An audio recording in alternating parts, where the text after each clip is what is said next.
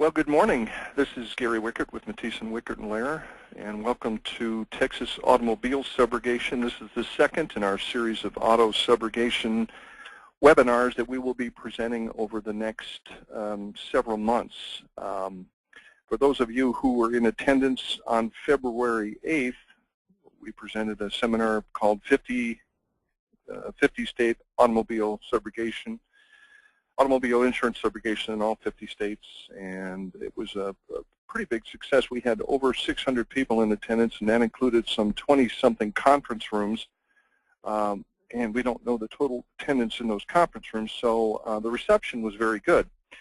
That webinar back in February was an overview of auto subrogation. At the time I called it Auto Subrogation from 35,000 feet, the view from 35,000 feet, and what we did at the end of that webinar is we took a poll, and we indicated that the top 10 states voted by clients where they would want auto subrogation reviewed would be covered in the next 10 webinars. Texas was the top vote getter, which I find somewhat interesting because Texas is fairly straightforward in its auto subrogation, but it is a state with a lot of potential for insurance subrogation, so perhaps it's a very, very good state to begin this series on. Now, each of our webinars will feature a lawyer from Matthiesen, Wickert, and Lehrer, plus one of our local counsel from the state that we're going to be handling. For this Texas webinar, I'm going to go solo, no pun intended. I'm going to fly solo, because I've been licensed in Texas for almost 30 years, and that's a scary thing to have leave my lips. But I'm going to handle this one on my own. And throughout this auto subrogation series, we'll be continuing to remind you of some things that many of you already know. Automobile subrogation, as I mentioned last time, is the red-haired stepchild of the red-haired stepchild within our industry. But you can't deny the numbers. 275 million cars in the country, 7 million accidents annually, $70 billion in auto bodily injury claims, and $40 billion in auto collision claims. During this webinar, 5 to 10 people will die in auto accidents, and nearly 100 will be injured. So it is an area where there is a lot of potential.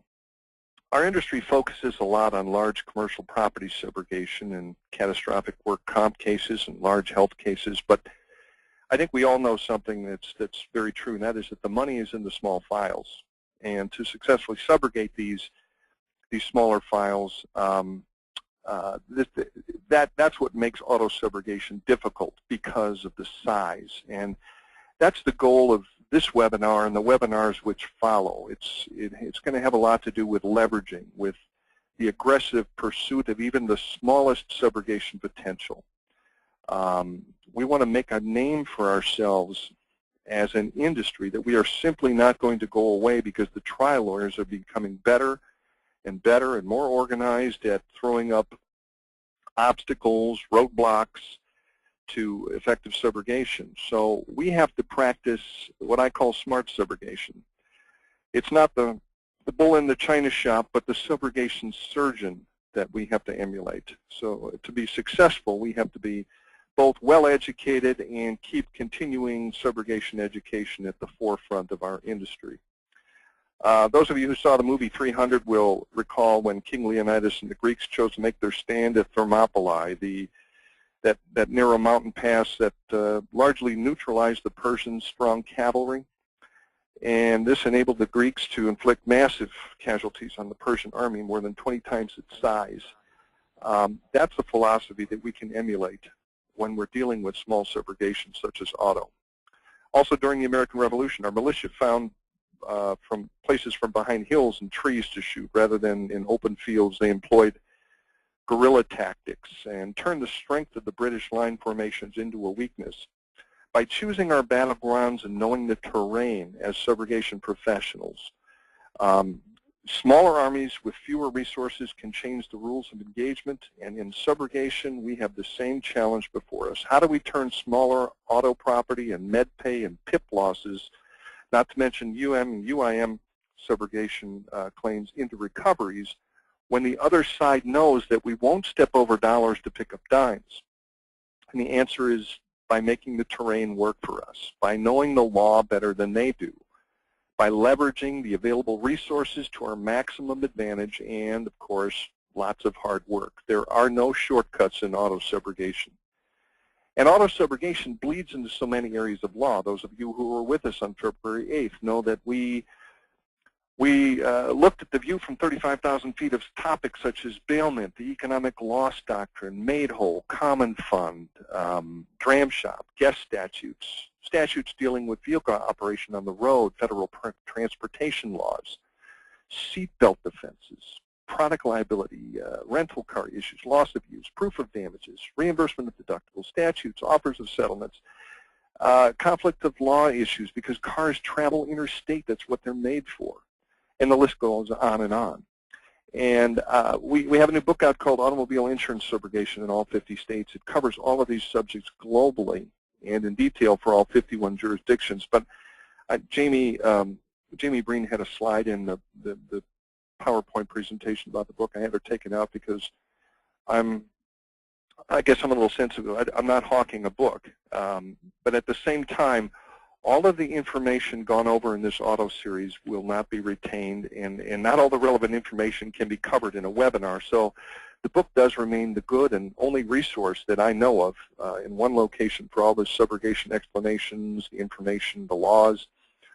You can learn more about the book on our website or at the website of the publisher, Juris Publishers out of New York. We, as a firm, handle the national auto subrogation needs of several of the largest carriers in the country. I won't name them, but we leverage our thorough understanding of these issues with an expansive local counsel network of nearly 285 law firms that we've contracted with around the country. These firms are not necessarily subrogation firms. There simply aren't that many around.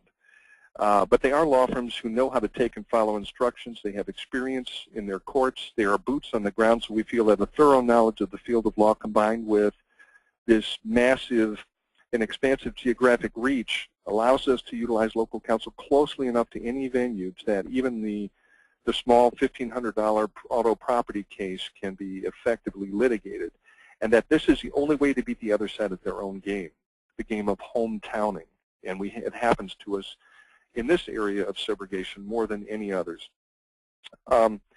It's been a pretty successful formula for us over the last 30 years, but as subrogation professionals, we have to think like trial lawyers. My experience, I've been a member of the American Association of Justice, formerly known as the ATLA, or the Association of Trial Lawyers of America, which is the trial lawyers' main association. I've been a member of that since 1983. Because I am a trial lawyer, we are trial lawyers, plaintiffs' lawyers for the insurance industry, and that is the mindset that we have to take with us as we explore auto subrogation. A few housekeeping items before we get started. You should see something that looks like this on your computer desktop in the upper right corner. If you click on the arrows of the Grab tab, it opens and closes the control panel like I just did here. The audio pane provides audio information. There are two options. You can join through your computer, use a mic and speakers. Some of this sounds routine, but we have had some people who were confused and didn't get the full benefit of the webinar because they weren't familiar with how GoToMyWebinar works. Also here, you can click Audio Setup to select your computer speaker or headset devices. You can choose to join audio through your telephone. You can select Use Telephone, dial the number listed, and enter both the access code and the audio pin when prompted. During the presentation, and this is going to be important for this webinar, you have the ability to send questions to our webinar staff. And we have Jamie available to field all those questions. And what she does is we're on the first floor of the building here, and she walks in during the webinar with any questions you might have. I will try to weave them into the subject matter as we discuss it, or I will also try and answer some of them at the end of the webinar. We have an hour together, which is not going to be a lot of time, but I'll try and get as many questions answered as I can at the end of the webinar. If I cannot get them in, I do promise, and I think we've always followed through on our promises, I do promise that we will answer them today or tomorrow via email. So we will get to them as quickly as we possibly can. During the presentation, you can answer a question by raising your hand. Sometimes Jamie's able to get those promptly, and so you will have the ability to chat and communicate with us as we proceed. So, as we start to talk about this auto subrogation in Texas, a few quick announcements. Our next auto webinar is going to be on the state of Florida.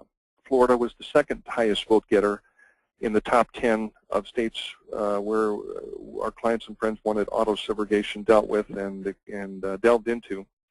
So we don't have a date yet for the webinar because of some trial schedules, and we're trying to coordinate with Florida local council so we can jointly present that. But we'll have information on this in our upcoming newsletter, and we will also have some mail outs, email outs, no doubt. Something else we're going to try here, the question pane that I just described to you to send questions to us. We're going to try a trivia question during this webinar, and the first one to answer the question correctly will win a free book, Automobile Insurance Subrogation in all 50 states, which unbelievably Juris Publishers has at $395. I do not set that price, by the way. So when that question comes up, Jamie will take the first one who correctly answers the trivia question. Obviously, it's going to have to do with auto subrogation. And then I will quickly announce who the winner is so that you can stop trying to get Google up and stop sending the answers via the question tools. Texas is a good auto subrogation state. And there are nearly 13.5 million licensed drivers in Texas. That means it's a good area for auto subrogation. Unfortunately, it has one of the highest rates of uninsured drivers of any state. Nearly 1/4 of its drivers are uninsured, and that has a lot to do with demographics and where it's located on the border. Texas, just a quick overview, allows both equitable and legal subrogation. It is a very, very favorable state for med-pay subrogation. It's an add-on PIP state, which means PIP cannot be subrogated, but it also doesn't hurt us on the tort side of things. We have the full ability to pursue any and all subrogation via the courts. There is a right of reimbursement allowed if that is provided for in the policy, and thanks to a case that our firm wrote the amicus brief on, Fortis versus Cant, which we will discuss later, we can contract around made whole, so that thorn in the side is gone. There are 254 counties. You have your choice of venue. It's a fairly plaintiff-friendly, which means a subrogation-friendly state in which to subrogate. But there are also some difficulties. I mean, geography plays a role in the complication of subrogation in Texas. It has 3 of the top 10 most populous cities, Houston, San Antonio, and Dallas, 215 cities with a population of over 10,000 or more. But from Orange, Texas on the east border to El Paso, Texas on the west border, according to MapQuest, is a 13-hour and 1-minute drive. So were it not for the Texas taxi, Southwest Airlines, Texas would be, it is a difficult place to subrogate, but it would be almost impossible. The King Ranch near Corpus Christi is larger than the state of Rhode Island and contains 2,000 miles of fences. So the geography is no friend to subrogation, but just about everything else in Texas is fairly straightforward. You will not get any migraines figuring out your subrogation rights and the subrogation law in Texas like you will in Michigan, New Jersey, and New York. And we'll be going through those states because all 3 of those are in the top 10 as well. Now, any discussion on automobile subrogation, we need to go over the types of auto insurance that are available and in which are mandatory and which are optional. The first one, of course, is Texas auto liability. Texas auto liability pays for any damages to personal property of the victim of an accident for which the insured or any driver covered in the policy is responsible. Liability coverage pays only up to the policy limits of liability, and we'll talk about that as well. But motor carriers of property operating commercial motor vehicles in interstate, foreign, or intrastate commerce, and for-hire carriers of passengers operating in interstate or foreign commerce must have at least minimum amounts set by federal law. So auto liability will pay for medical, funeral, lost wages, pain and suffering, car repair, reasonable car repair damages, as well as damage to other property. You can recover for auto rental and loss of use, as we'll see later on, even if you haven't rented a vehicle, and it also pays for punitive damages. Texas automobile liability limits for personal auto, 30 per person, 60 per occurrence, and $25,000 for property damage. Commercial trucking, as we mentioned, has different limits depending on the size and type of truck. Federal regulations provide that they have different types of limits. If you're involved in interstate transportation of passengers and motor carrier, depending on how many passengers you have, not including school buses, they're regulated differently. You have different limits of liability. And to prove that the existence of these limits, there are different federal endorsements, the MCS 90 being one of the most common. And then, of course, you have, there are even other limits that can be required and are required in Texas.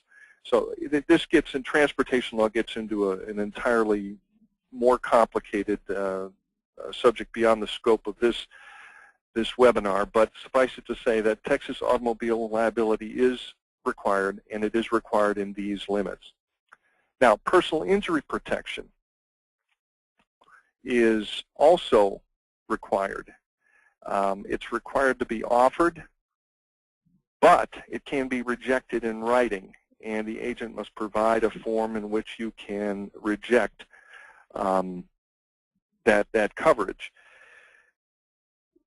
It is a no-fault, just like it is in New Jersey, New York, Michigan. It's a no-fault type of coverage that covers medical and funeral bills for the insured's family, and any passengers in the automobile. It has to be offered in at least the minimum amount of $2,500, and it covers medical expenses, lost wages, and 80% of lost wages and the cost of caregivers. Now, PIP covers the same as MedPay coverage, but MedPay coverage doesn't include lost income coverage. So it's usually a smarter buy than MedPay, depending on what the insured has for health insurance, and you normally don't need both. The insured signs a waiver if they want to decline coverage, and if the insured has good health insurance, he may not need PIP coverage at all unless they want the 80% of lost wage payments. Uninsured motorist coverage. Like PIP, it must be offered, but it can be rejected in writing, and by signing a waiver the agent must provide to the prospective insured. UIM coverage protects this coverage, pays for the same any expenses arising out of an accident due to a lack of insurance or inadequate insurance on the part of a negligent tortfeasor who caused an accident or an injury. And the policy limits for UIM coverage must be offered in the same amount as the minimum liability limits, 30, 60, 25. They can be in any amount, but cannot be more than the liability limits in that policy. Now, the bodily injury portion pays with no deductibles for past and future medical bills, lost wages, loss of earning capacity, physical pain, mental anguish, disfigurement, permanent partial disability, all of the basic personal injury type damages. So UIM insurance act as a substitute for liability insurance for the tortfeasor, either because he has none or because he doesn't have enough. And the property damage portion of the policy pays for repairs to the insured's automobile if the cost of repairs does not exceed the fair market value. The fair market value of the insured vehicle. If the cost of repairs exceeds the fair market value, it pays for damages to items in the car, damage caused by the insured to the property of others, light poles, houses, what have you, not due to negligence on the part of the insured, and rental car expenses. The deductible on property damages is set at $250 by statute. That's per occurrence, and it covers the insured's family, passengers, and any others. Typical UIM policy terms are as follows. We will pay damages which a covered person is legally entitled to recover from the owner or operator of an uninsured vehicle because of bodily injury sustained by a covered person or property damage caused by an accident. And the key is that the damage must arise out of the ownership, maintenance, or use of the uninsured vehicle. This phrase, arising out of the use, refers to the use of the automobile as an automobile. That is, UM and UIM coverage is intended to insure against automobile collisions. However, there has been a great deal of litigation concerning whether shootings, either intentional or accidental, create liability arising out of the ownership, maintenance, or use of a vehicle. For example, when a shooting involves an intentional accident, such as a drive-by shooting, courts typically find that the incident does not arise out of the ownership, maintenance, or use of the motor vehicle. On the other hand, when the injury-producing act and its purposes are an integral part of the use of the vehicle, the injury is caused by the accidental, or where the injury is caused by the accidental discharge of a gun, courts have usually held that to arise out of the use of the vehicle, and the loss is covered. So you can see this is a huge, that we could do a 1-hour webinar on just this page alone in terms of what is covered and what isn't. In addition, medical payment coverage, MedPay coverage in Texas is optional. MedPay covers medical and funeral bills resulting from accidents, including those in which the victim is a pedestrian or a bicyclist. Now, medical payment coverage in Texas covers the insured's family members, any passengers in the vehicle, regardless of who is ultimately responsible. So it is, again, a no-fault type of coverage. It's cheaper, but PIP is probably a better deal because it also covers the lost wages. And MedPay coverage can be in any amount, but usually is found in 500, 100, 200, or 500, 1,000, or 2,000. Those are pretty typical. Collision or comprehensive coverage. These coverages, for example, collision coverage is damage to the insured's vehicle from collision with another vehicle. This type of coverage pays the cost of repairing or replacing the insured's vehicle after a collision, regardless of who was at fault. And the total payment made under collision coverage is limited to the car's or the vehicle's actual cash value minus any deductible. And actual cash value is the market value of the vehicle before it was damaged, also known as the book value. Collision coverage is different from comprehensive coverage because comprehensive coverage pays the cost of replacing or repairing the insured's vehicle if it is damaged or lost due to a catastrophe other than a collision, things like theft, fire, if somebody keys the car, hail, vandalism. Comprehensive coverage also pays the cost of a rental car if the insured's vehicle is stolen. In cases of auto theft, the insured is often required to promptly report the theft to the police, and sometimes there's a clause that requires that in order to be reimbursed. Like collision coverage, comprehensive coverage is limited to the insured's vehicle's actual cash value, ACV, minus the deductible, if any, or the reasonable cost of repairs.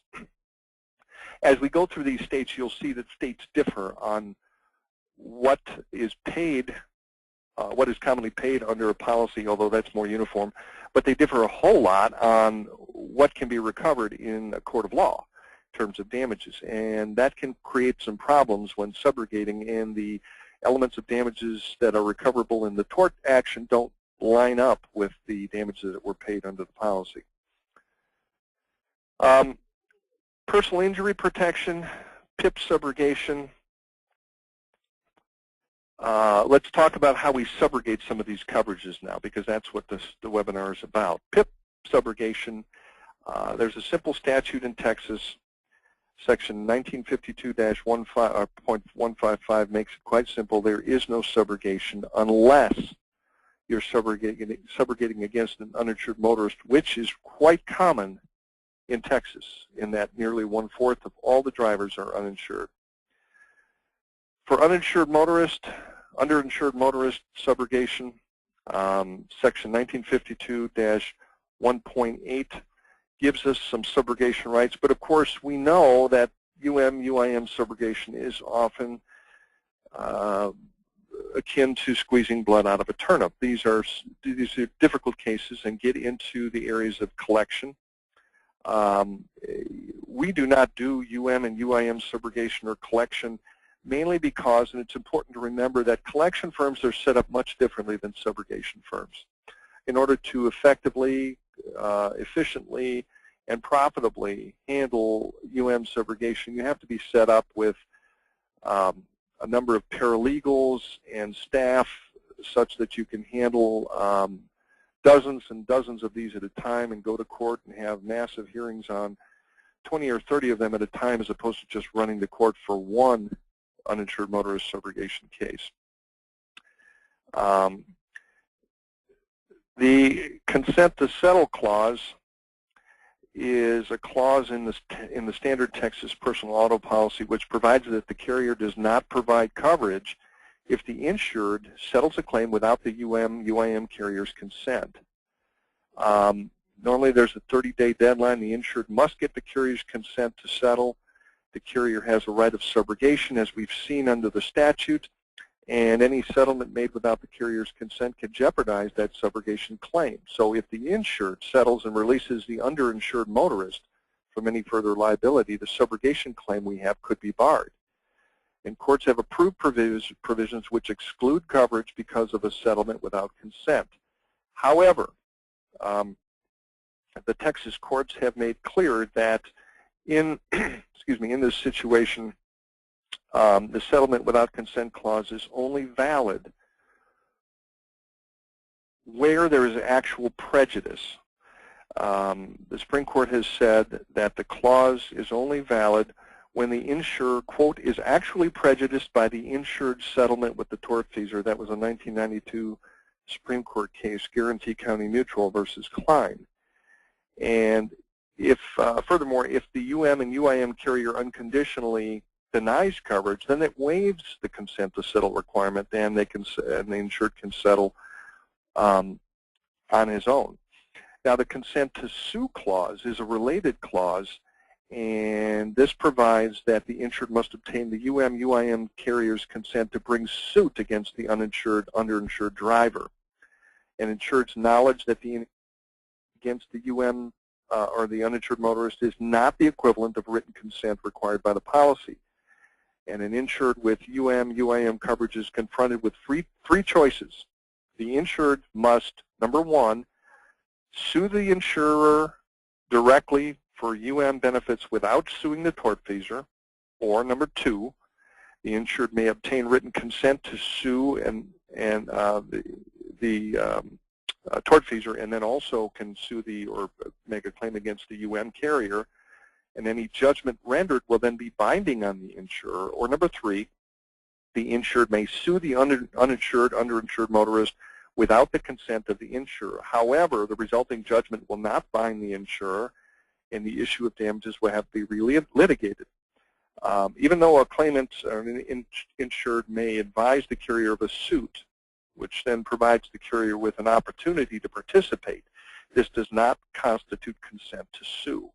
In such a case, the insured would be required to relitigate the damages in the subsequent suit against the carrier.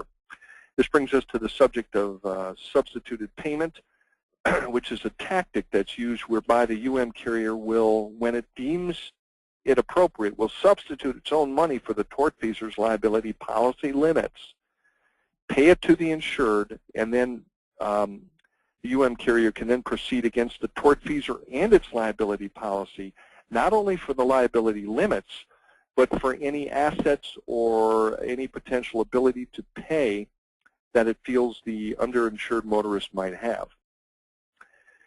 In addition, collision and property subrogation is a very active area, and it's very important. And I'll talk about this in a minute. It is allowed in Texas, and it's allowed whether or not there's a subrogation clause in the policy, because Texas does recognize both equitable subrogation, which is subrogation that's operate as a matter of law without any clause in the policy, as well as contractual subrogation, which is simply the subrogation rights which your policy subrogation clause gives the insurer to proceed against the tortfeasor. Now, collision and property subrogation is important because it promotes services for the insured, the recovery of deductibles where appropriate. It is also vital to keeping premiums low. It assists carriers in helping to keep premiums low. Auto collision subrogation involves an average of 13% of paid losses every year, according to a recent benchmarking study. 22% of subrogation claims are against uninsured drivers, and 14% are arbitrated. So it does effectively reduce reserves and experience modifiers. And there's a lot of discussion about this in the industry, but I think it's important to realize that when defending subrogation, especially automobile subrogation, an automobile insurer which pays for its insured's property damages to the insured vehicle has a right of subrogation to recover its payments. The plaintiff may elect between two methods of measuring the property loss in order to be made whole under the liability coverage of the policy. He may recover the difference in market value of the property before and after the accident resulting from the injury, or the reasonable cost of repairing the property, provided such repairs are economically feasible or reasonable. In addition, a person whose vehicle is totally destroyed may only recover the value of the lost vehicle, while a person whose vehicle is repaired may also recover the loss of use of the vehicle.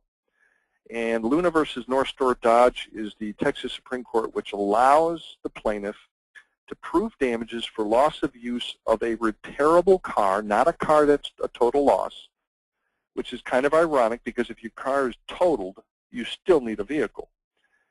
But it allows you to prove the reasonable rental value. There is no need for the insured to rent a vehicle in order to recover this element of damages.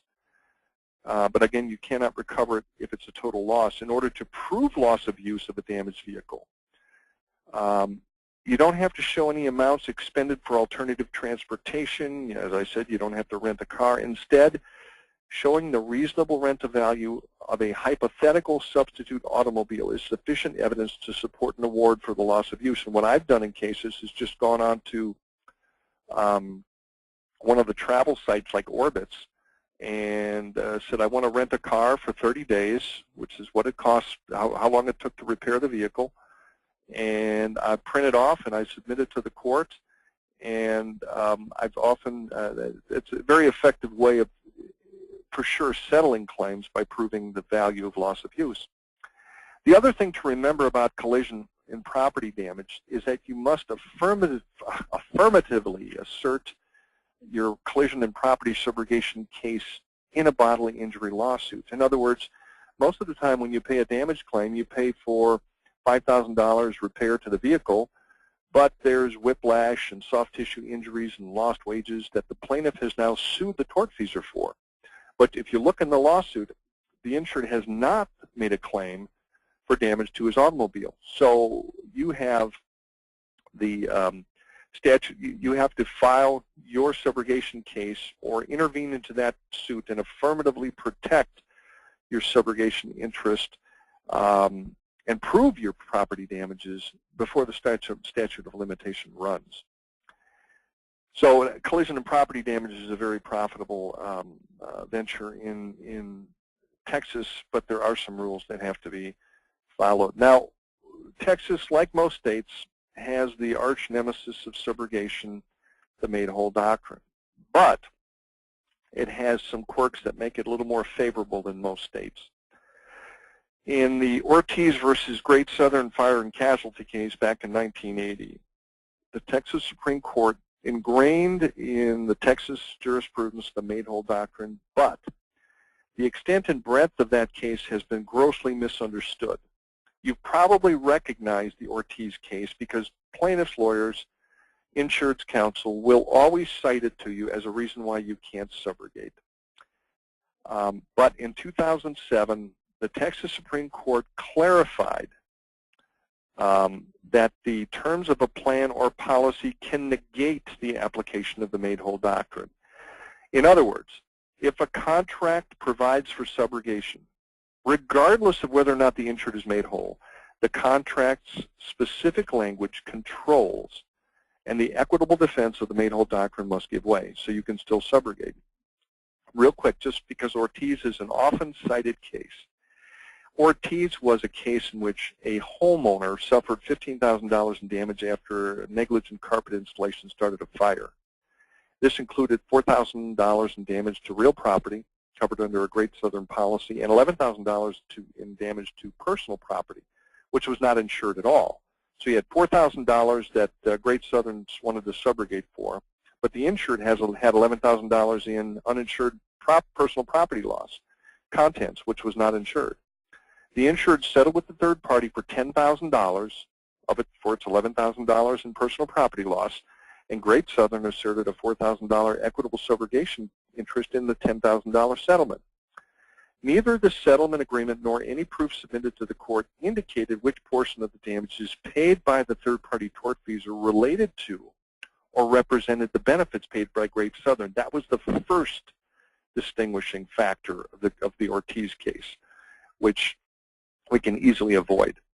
But the Texas Supreme Court held that if any portion of a settlement is intended as compensation for damages paid by the insurer is entitled to subrogate after paying a pro rata share of the cost of collection. But the thing to note is that Ortiz did not, the Great Southern policy did not have a subrogation clause. So we go back to the 2007 Supreme Court case says that if you have a subrogation clause, it is deemed to negate the application of the made-whole doctrine. Texas has specifically rejected the classic Wisconsin holding in the Garrity case, which says that an insurer may not subrogate at all if the insured is not made whole. And that's the mantra, that's the propaganda that we hear from trial lawyers, but it's not the case in Texas. In Texas, the burden of proving that the insured has been made whole, or exactly what portion of a third-party settlement satisfies covered as opposed to non-covered losses, like in the Ortiz case, is on the party filing suit. In this case, it would be on the insured in the Ortiz case. In other words, if a subrogated carrier settles directly with a third party and the insured must file suit to seek reimbursement from the carrier, the burden is on the insured, not the insurer, to prove that he was not made whole. On the other hand, if the insured settles and the carrier must file suit to seek reimbursement from the insured, the burden will then be on the subrogated insurance carrier. Now the case, the 2007 case that we've been alluding to is Fortis Benefits versus Cant. This was a health insurance subrogation case in which the policy had basic subrogation language. Our local counsel in Texas represented Fortis Benefits in this case. We filed the amicus brief on behalf of NASP, and the Supreme Court said, despite the fact that the Court of Appeals said no subrogation, citing our old friend Ortiz, the Supreme Court said where a valid contract prescribes particular remedies or imposes particular obligations, equity generally must yield unless the contract violates the positive law or offends public policy. So the golden rule is that if the policy has subrogation language, the made-whole doctrine does not apply. With regard to the common fund doctrine, we know the doctrine. It's basically an equitable maxim which says that one who benefits from creation of a fund should bear the fair share of cost in creating that fund.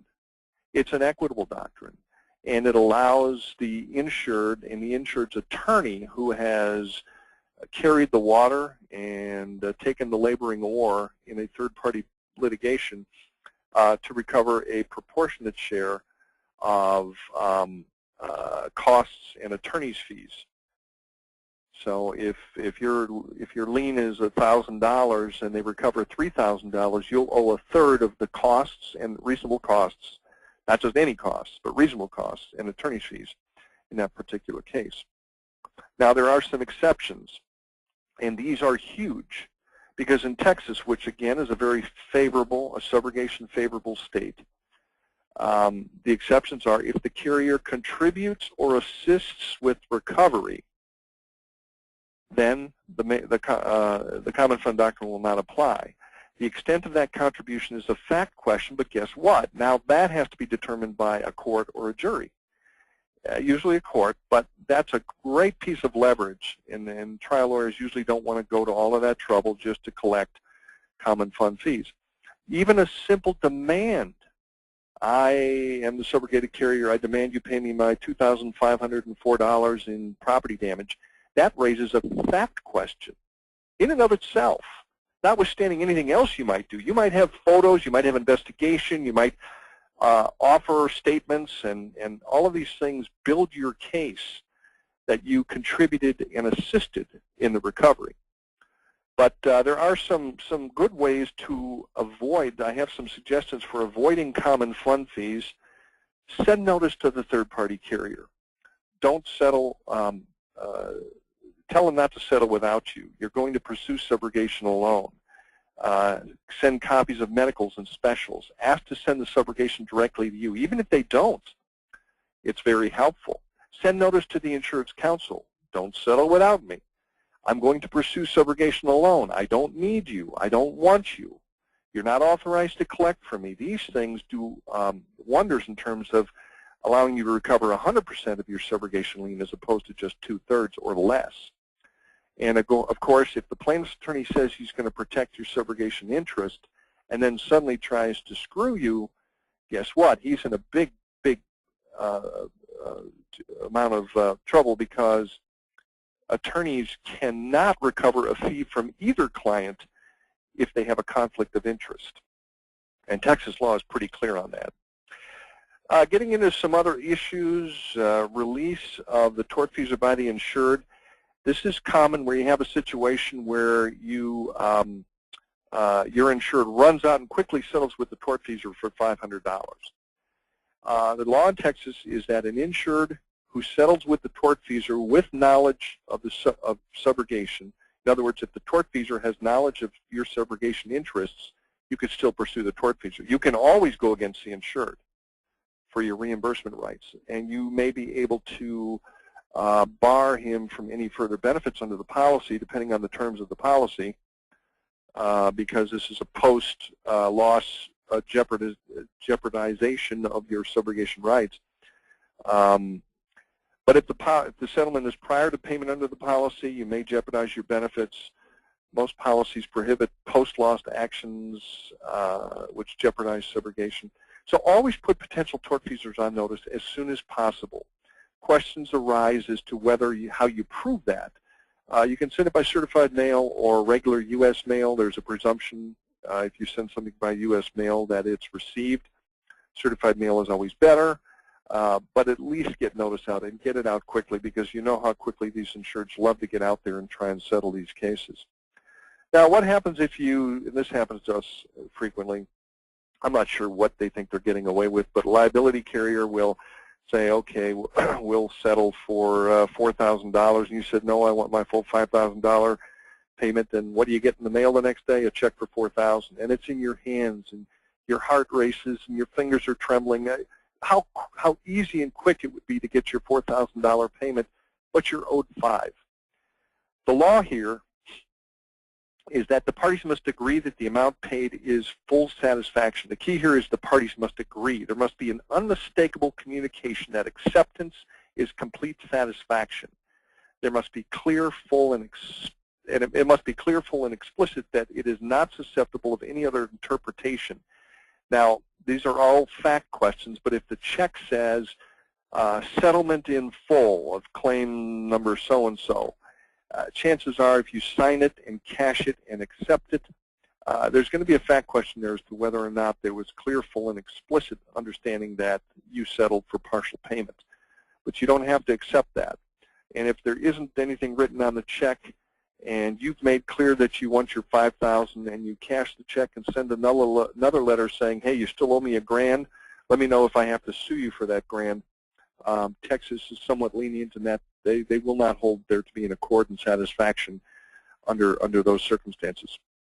The economic loss doctrine is another problem that we run across when subrogating property losses. It's probably one of the most common subrogation type of subrogation files that we see that we have to reject because there is no subrogation potential. Here's an example.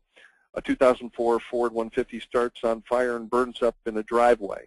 The faulty alternator is found to be the cause, or more often it's found to be the origin, and we don't have a cause expert, but you want to look to Ford for recovery of your comprehensive loss under a product liability theory. The rule here is that where the defective product causes damages only to the product itself, common law, does not allow us to recover in tort, which is strict product liability or negligence, for purely economic damages. What does that mean? It means damages just to the product itself. So your $10,000 automobile, your 2004 Buick LeSabre that burns up in the driveway, you pay the claim and then you send it to us to subrogate. Chances are I'm going to have to tell you that I cannot sue the manufacturer, General Motors, for the property damage because it was only to the product itself. But there are some exceptions. You can sue for other property because in the picture down in the lower right you see the garage on fire. If you insure the garage, we can certainly proceed against General Motors for the damage to the garage under a product liability basis. Also, any warranty or contract-based statute remedies we can pursue. So we always want to look for warranties that exist. Non-integrated component parts, negligent misrepresentation, and fraud are also examples. Reimbursement of deductible, this is a very, very commonly misunderstood concept. Just because a state has made whole does not mean you have to refund the insured's deductible. You may, as a company, have a policy that you want to refund it, or you may have a policy that you refund a pro rata share. I would recommend looking on our website. I don't have time to give you a tour of it, but essentially the website has all the kinds of different charts and references and resources, and there's a chart for reimbursement of deductible laws in all 50 states. In Texas, it's one of the few states that has a statute that's been enacted that doesn't tell you how much of the deductible to refund, but it tells you what you have to do with regard to that deductible. If a third party may be liable, you must take action to recover the deductible within 1 year after the claim is paid. You then have to pay the deductible to the insured, or within 1 year, no later than 90 days before the statute runs, you have to notify the insured you have no intent to subrogate and authorize the insured to take collection action to recover his deductible. Now, this statute applies only to personal automobile policies. The word take action means reasonable collection efforts, mediation, arbitration, litigation, even demands that are made on the third party. And note, this statute does not require any specific reimbursement percentage. It doesn't require you to reimburse any of it, as strange as that may sound. The Texas Department of Insurance has recommended a pro rata reimbursement. The only thing I will tell you that as a company, just be consistent in how you reimburse deductibles. Obviously follow the law, and there are some states that have, a few states that have laws that specifically tell you what to reimburse and when, but be consistent. Collateral source rule I'll go over very quickly. It's just something good to know. It's a law of subrogation that says a defendant cannot mention a collateral source, such as insurance, health, MedPay benefits, PIP benefits. Those are all collateral sources. The defendant cannot mention it. He wants to mention it to the jury to say, hey, not only are you going to give him money, but this lawsuit abuser here also recovered a bunch of money from us, so don't give him any. But the law says you can't mention it, and it says any recovery is not reduced by this amount because they paid a premium for it. So the collateral source rule at common law and as enacted in Texas says that you can't mention this stuff. But HB 4, which is the beginning of tort reform, which came late in Texas, Section 410105, says the plaintiff cannot recover medical expenses adjusted down by the carrier. What does this mean? This means that you can only recover the discounted medical. That's all that can be admitted. Or you can admit the full amount of medical expenses, but your recovery will then be reduced. So that's something of interest. The contributory negligence, comparative fault, it's just good to know this. There are 5 states and jurisdictions that have pure contributory negligence, which means 1% fault on the insured bars recovery. Most states don't have this. Texas is a modified comparative fault state. The plaintiff can recover provided the plaintiff is 50% or less at fault, and the plaintiff's recovery is reduced by the percentage of fault. As a couple examples, $10,000 damages. If the plaintiff is 40% at fault, the plaintiff recovers $4,000. If the plaintiff is 60% at fault, the plaintiff recovers 0. The sudden emergency doctrine is another of many, many areas of law that affect automobile insurance subrogation. And a sudden emergency doctrine advises the jurors that if the evidence shows that conditions beyond the defendant's control caused the accident in question, or that the conduct of some person not a party to the litigation caused the incident, the jury does not have to place blame on any party. In the appropriate case, the jury does not have to place blame on the defendant if the evidence shows that A, an emergency situation arose unexpectedly and suddenly, B, the emergency situation was not proximately caused by the negligent act or omission of the defendant, and C, after an emergency situation arose, the defendant acted as a reasonable person would have acted under the same circumstances.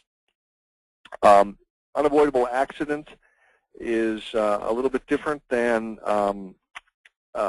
sudden emergency. Suffice it to say that unavoidable accident is really going out of vogue. It's not really used a lot in any of the states. There's only a handful of states that still do. But the sudden emergency doctrine should not be confused with the defense of unavoidable accident. Unavoidable accident involves a person who's confronted with a sudden and unexpected perilous situation that's not of his or her own making, and that person will be held liable if it later reflects that the wisest course was not chosen. And I'm sorry, that was sudden emergency doctrine. That the unavoidable accident is an accident in which ordinary care and diligence could not have possibly prevented the accident. Put another way, an unavoidable accident is the risk that remains even though the actor has exercised due care. Understanding the difference is not simple. We have a article in one of our newsletters. You can search just by the word emergency that would normally come up from our website that explains it and goes into the difference in all 50 states. And of course the book also has that. Real quick, I want to throw out the trivia question, and that is there is only one state left in the United States which does not require mandatory liability automobile insurance. Which state is it? And the first one to get Jamie some sort of answer to that will win a complimentary copy of our book, Automobile Insurance Subrogation in All 50 States. Doesn't this sound like a game show? How fun. All right, going on to the seatbelt defense. And now, of course, nobody's going to listen to the seatbelt defense because they're all Googling the trivia question. But the seatbelt defense, if operating a motor vehicle without wearing a seatbelt is a traffic violation in Texas, you can be arrested for it. Texas began mandating seatbelt use in 1985. Any person greater than 15 years of age is guilty if he's riding in the front seat of a passenger car while the vehicle is being operated. Subsection G of 545.413 at one time provided use or non-use of a safety belt is not admissible evidence in a civil trial. However, in 2003, they repealed subsection G, so it's no longer applicable to actions filed on or after July 1 of 2003. So now the use or non-use of a seatbelt by a driver or passenger is admissible as evidence in a Texas court. And in the era of personal responsibility and Texas being a conservative state by and large, I lived there for 20 years and practiced in Houston for nearly 20 years. I can tell you that if somebody wasn't wearing a seatbelt and they're injured, a jury does not look favorably on that. So just put this in your memory banks and put it into the equation when you're considering subrogating or making demands. Bailment, real quick, a bailor is the owner of property. A bailee is somebody who holds property in trust. And a bailment is the temporary turning over of custody and control of property, like an automobile, to another person for a specific and limited purpose. For example, a car turned over to a dealership and then the car burns up or is damaged or is stolen, or a parking lot attendant. You park your vehicle, you turn your keys over to the attendant, you come back, and both the attendant and the car are gone. Usually the bailor can sue the bailee and recover the value of the vehicle. And there's a lot of nuances to this area of the law. Our book goes into great detail on this bailment issue. In a bailment case, for example, parking lots, some indications of a bailment are you intend to transfer possession to the lot is enclosed, the lot issues a claim ticket, and the tenant parks the car, you don't keep the keys. If you keep the keys, there really isn't a bailment. You don't turn over, as it says here, the element delivery of personal property. Also, some factors that determine reasonable care. If someone steals the car and they say, oh, sorry, someone stole the car, it wasn't our fault, some criminal did it, well, you have to look at the number of attendants on duty, the ability of the attendants to observe people and cars in the garage, the presence or absence of fences or barriers, competence of the attendees, and the foreseeability of harm, et cetera, et cetera. The good thing about bailment is that there is a presumption that the bailee is negligent. The bailee must prove his or her own non-negligence. Simply saying the car burned up in a fire or that it was stolen isn't enough. Negligence entrustment is valid in Texas. In order to recover, you have to show that the owner entrusted the vehicle, the driver was an unlicensed, incompetent, or reckless driver, and that at the time of the entrustment, the owner knew or should have known that the driver was an unlicensed, incompetent, or reckless driver. You also have to show that the driver was negligent. Otherwise, there's no causation. Turning over a vehicle to a reckless driver who drives very carefully on that one occasion and is rear-ended, you can't recover for negligent entrustment because the driver's negligence did not proximately cause the accident. And this is a great opportunity to get the driver's driving record into evidence, but you have to have some theory of why the entrustment was negligent in order to recover. Guest statutes, back in the 70s, most states had guest statutes which by law prohibited suits by a driver or a family member against the driver. In other words, a family member couldn't sue the driver or a passenger couldn't sue the driver. But these guest statutes have been knocked out consistently. I was actually involved in the Whitworth versus Bynum case, argued to the Texas Supreme Court in 1985, and we got that knocked out back then, so Texas does not have a guest statute. Family purpose doctrines are wonderful subrogation tools. They are a vicarious liability rule that holds the owner of an automobile liable for damages to others while a member of the family is driving the vehicle. Unfortunately, Texas does not recognize this particular doctrine. Many states do, and we go into great detail on this for each state in the book. Plus, you have to prove independent negligence on the part of the owner, such as negligent entrustment or sponsorship liability in Texas, because they do not have the family purpose doctrine. Just a quick, this is a good point to throw in here. When you have a subrogation lien and there's multiple people injured in the case, and you go to the third-party carrier and he says, well, I don't want to pay anybody because I have a lot of potential claims coming in. I only have $10,000 in limits. Send him the Texas Farmers versus Soriano case. It basically says Texas is a first-come, first-served state. There is no duty of good faith and fair dealing requiring a pro rata sharing of limits. It's very explicit. He can settle with you, and he's clear. He can close his file, not have to worry about it. And you know, fair or not, that's the Texas law, so it's good to know that, especially when you have a small subrogation claim. Statutes of limitation for MedPay, PIP, UM, UIM, and even for property damage, Subrogation cause of action accrues on the date of the accident. There are no special rules like in some states that say that the statute starts to run on the date of the first payment or the date of the last payments or any of the sort. Some states like Hawaii and some others have special statutes if an automobile is involved. Texas is straightforward. For personal injury, wrongful death, or property damage, which is going to be almost every one of your cases, it's 2 years from the date of accident. Mark it down.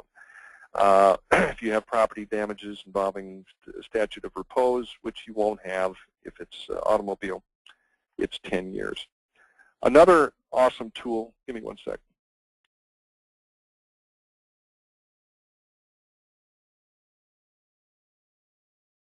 Excuse me. Another awesome tool, and this is a tremendous tool for subrogating smaller claims. The plaintiff can make an offer of settlement for a specific sum. This is a tool that you can use when you have smaller subrogation interests that you want to try and recover. Send the third party a demand for say 95% of your subrogation interest, and let him know that under 42.003, if he doesn't pay you and you end up getting 100% back, and this works really great in strong liability cases, you can obtain 120% of any rejected counteroffer, because in Texas, you can't send this initially. You have to wait for an offer by the defendant. So some lowball offer, here's $1,000 of your $5,000 property loss. Counter with a demand for 95%. And then you can tell them, look, if I get 100%, you're going to owe 120% of the rejected counteroffer. You know, you have to do the math here to see whether it works out, but you can also recover post-offer litigation costs. It must be in writing and clearly state the terms and must be served on all parties. Unfortunately, it's not as forceful and as strong a tool as in some states, because some states allow recovery actually of attorney's fees, which the Texas statute does not. So these are some tools, and what we've gone over now are some of the highlights and some of the areas of law which will affect automobile insurance subrogation in Texas. And I'm pretty religious about trying to get everybody out on time. I see we're about 5 minutes late. I'll take a couple questions here, and they're coming across my desk as we speak. It looks like Myrna from Seattle. Myrna from Seattle writes, it's coming. Here it is. If a business owner moves out of state, can you sue him after the 2-year statute of limitations runs? I was told you cannot. That's a great question. Myrna, Texas, we talked about the statutes of limitations. If somebody is a minor, the statute of limitations is told until they reach majority, so you have 2 years until they're after age 18.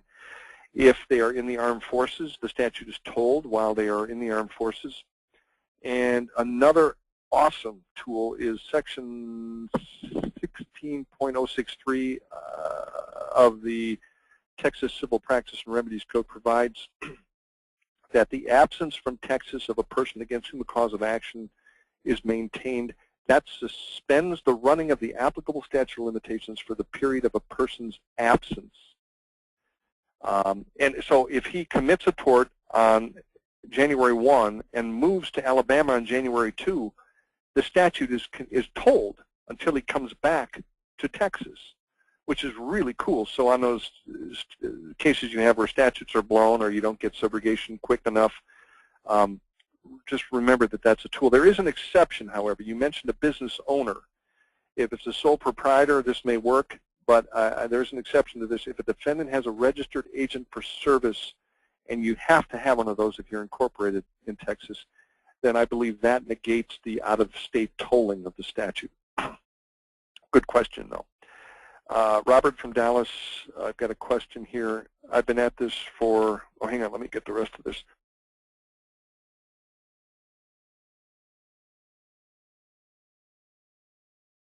Okay, here it is. I've been at this for 21 years. Hang on one second. I've been at this for 21 years, and I still do not understand the difference between the sudden emergency doctrine and the unavoidable accident defense. I will be eternally grateful if you can clarify the difference. I went into that in a little detail. I don't want to spend too much time on it because it's a very nuanced difference, but it has to do with the fact that the unavoidable accident is an instruction in which it says basically you don't have to find negligence on the part of the defendant, and the sudden emergency doctrine has to do with confronting an emergency beyond the control of the defendant, which wasn't caused by the defendant. One of the things I wanted to mention, and Robert, I'm going to send you an article. There is an article in a newsletter on our website. Again, just put in the word emergency, as I mentioned, and you'll get an article that'll give you all of the law on that and complete history of it and the differences, and I won't drag everybody through that. But just the typical sudden emergency case is a defendant has a heart attack or claims he had a heart attack or claims he became unconscious and slumped over the wheel and crashed into, your vehicle. There are ways to combat that. I know it's hard. You can get medical records, look at his medical history, but there's some more practical, common sense ways of combating that, and that is look at the trajectory of the vehicle, how it was handled after this supposed emergency took place, and you can show, perhaps that he wasn't really unconscious at the time, or, I mean, there are ways around it, and there's some articles on our website also that deal with that. But also, I'm going to go ahead and let you guys go. There is a couple more questions here. I'm going to answer those throughout the course of the day. The trivia question. Our winner is Catherine Cox. Catherine Cox, you correctly guessed or probably Googled or knew maybe. Maybe you're in the state of New Hampshire, which is the last state which does not require mandatory liability insurance for automobile insurance. Again, I want to thank you for attending the webinar. We will have our next webinar on Florida automobile insurance subrogation. It will be co-hosted by one of our attorneys and one of our Florida local counsel. It's a very interesting state and one which has a lot of pits and pitfalls and traps and nuances. And we appreciate your attendance. We had some 279 people in attendance, including several conference rooms today, which is good considering that for the entire country we only had about 600 and I forgot what the number was. Anyway, God bless. Thank you very much. We look forward to talking to you next time. Bye-bye.